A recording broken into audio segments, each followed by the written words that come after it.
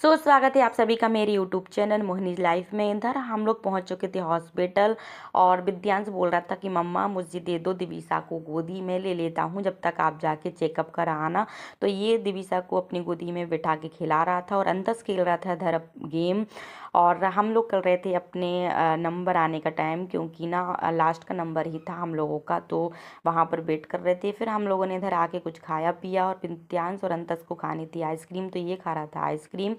और इन लोगों ने जैसे ही आइसक्रीम खाई तो फिर हम लोग निकल चुके थे अपनी भाभी जी के घर, यानी इनकी बुआ जी के यहाँ पर। तो वहाँ पर हम लोगों ने बहुत सारी बातें की। और ये रही मीठी दीदी, दिविसा की प्यारी सी दीदी। तो उन्होंने ले लिया था दिविसा को, और दिविसा ना सबको देखे जा रही थी। दिविसा को अच्छी अच्छी जगह जाना अच्छा लगने लगा है, ऐसा मुझे लगता है। ये सबके पास चली जाती है, अभी छोटी है ना, तो ये सबको देखती रहती है और काफ़ी खुश होती है। और विद्यांश और अंतस इधर खेल रहे थे गेम, कोई झेंगा गेम करके है, तो ये वो खेल रहा था। मैंने तो भाई ये गेम पहली बार देखा है, काफ़ी अच्छा लगा। और मैंने विद्यांश से बोला था कि अगर आपसे बनने लगेगा तो मैं आपको भी मंगा दूंगी। ये मीठी दीदी का था, तो इन लोगों ने खेल लिया था। मैं इधर बैठी थी और ये सो रहे थे और हम लोग सब बात कर रहे थे। दिविसा मेरी गोदी में ही थी। फिर हम लोग पहुंच चुके थे इधर, एक उर्स लगता है ललितपुर में, तो वहाँ पर हम लोग 5-10 मिनट के लिए ही गए थे, ज़्यादा टाइम के लिए नहीं गए थे, क्योंकि शिवानी आने वाली थी तो हम लोग ना उसका वेट कर रहे थे। तो अंतस भी सब बोल रहे थे प्लीज़, अंतस और विद्यांश बोल रहा था कि प्लीज़ मामी हम लोगों को झूला झूलना है।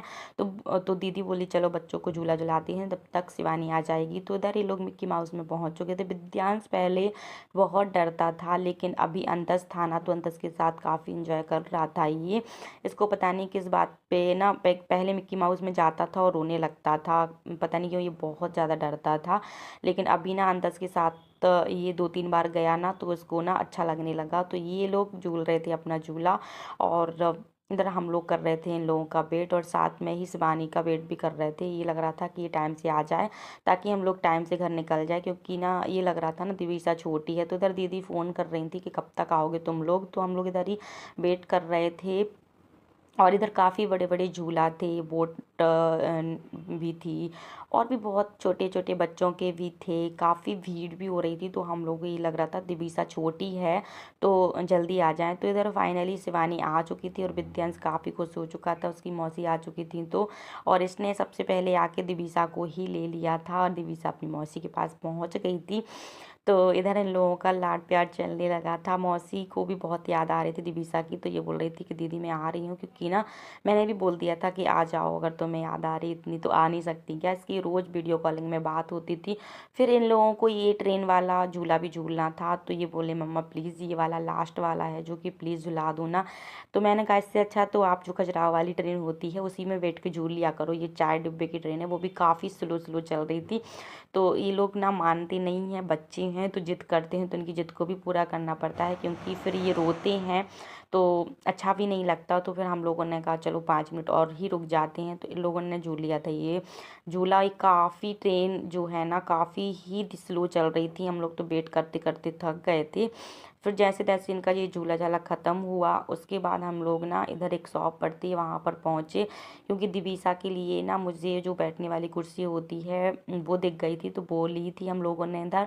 और उसके बाद इधर हम लोग अपने कर रहे थे अपनी ऑटो का वेट, तो हम लोग अपनी ऑटो में बैठ चुके थे और घर आ चुके थे। ये हो चुका था नेक्स्ट डे। घर आने के बाद काफ़ी थक गए थे, तो उसके बाद मैंने कुछ भी सूट नहीं किया था। फिर मैं इधर बनाने जा रही थी बिस्किट। तो ये रहा घी, सूजी, आटा, और जो हमारी शक्कर होती है वो थोड़ा सा लिया था मैंने सोडा। तो ना मैंने सबसे पहले ना जो शक्कर होती है उसकी चाशनी बनाई थी, उसके लिए मैंने थोड़ी सी शक्कर ली थी और थोड़ा सा लिया था पानी, और इसको चम्मच से थोड़ा सा चला दिया था। ज़्यादा बिल्कुल भी नहीं पकाया था, हल्का सा उसको मेल्ट किया था। और गर्म चाशनी को ठंडा करके ही मैंने यूज़ किया था। अगर आपके पास जो रसगुल्ले की बची हुई चाशनी होती है तो आप वो भी यूज कर सकते हैं, क्योंकि ना मैं तो मोस्टली तभी बनाती हूँ ये बिस्किट जब वो जो रसगुल्ले की चाशनी बचती है ना तो उसकी।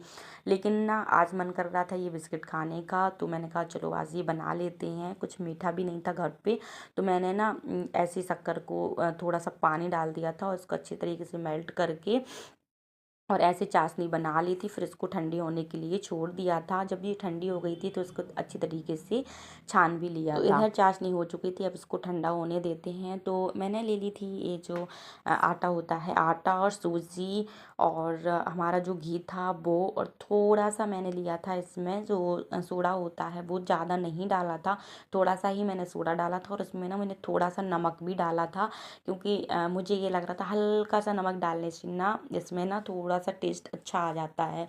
तो मैंने इसमें थोड़ा सा नमक भी डाल दी थी, थोड़ा सा ही डाला था, ज़्यादा नहीं डाला था, थोड़ा सा ही सोडा डाला था।